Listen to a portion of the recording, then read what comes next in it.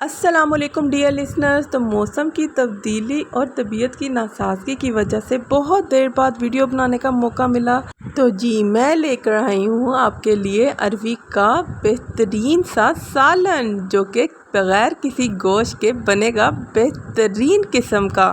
तो चलें शुरू करते हैं। बिस्मिल्लाहिर्रहमानिर्रहीम। तो मैंने 2 किलो अरवी ली और उसको छील कर जो मोटे साइज़ की थी उसको 2 हिस्सों में काट लिया।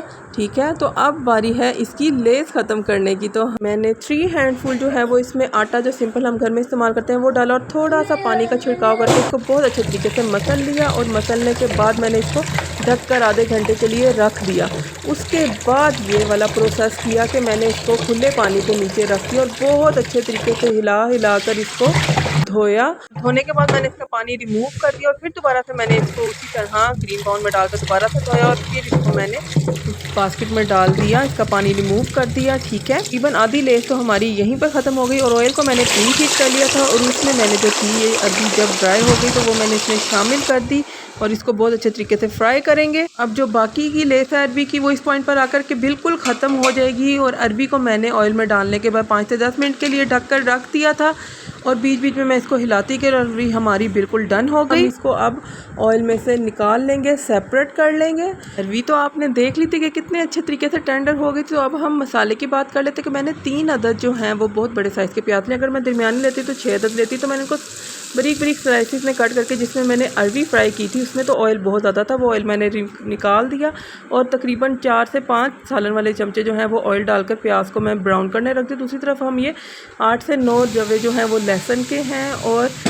6 से 7 सब्ज़ मिर्चें हैं और आधा इंच अदरक का टुकड़ा। इसको मैंने बहुत अच्छे तरीके से कूट कर थोड़ा सा पानी शामिल करके वो भी इसमें शामिल कर दिया। तो आप देख सकते हैं कितने अच्छे तरीके से हमारा प्याज, लहसुन, अदरक और सब्ज़ मिर्चें जो हैं वो गोल्डन ब्राउन हो गया है। तो इस पॉइंट पर आकर के मैंने जो है वो 2 अदद बड़े साइज़ के टमाटर लिए थे जो कि 4 अदद टमाटर के बराबर थे, 4 से 5 टमाटर के बराबर थे। तो वो भी मैंने अच्छी तरह से कूट कर इसमें शामिल कर दिया, थोड़ा सा पानी भी शामिल कर दिया।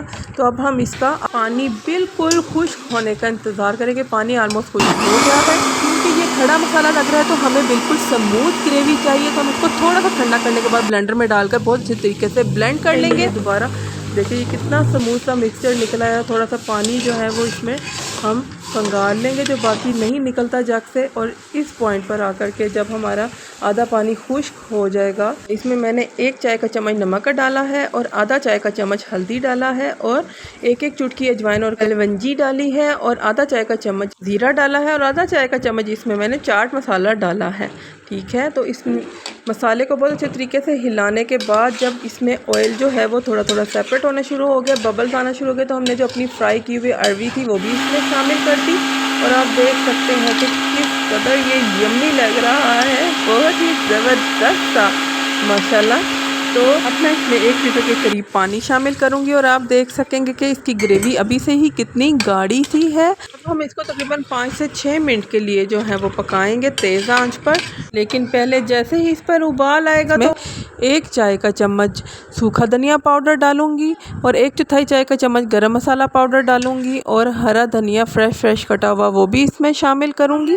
ठीक है, और फिर हम इसको ढक कर तकरीबन 5 से 10 मिनट के लिए बिल्कुल हल्की आंच पर हम इसको दम लगाएंगे।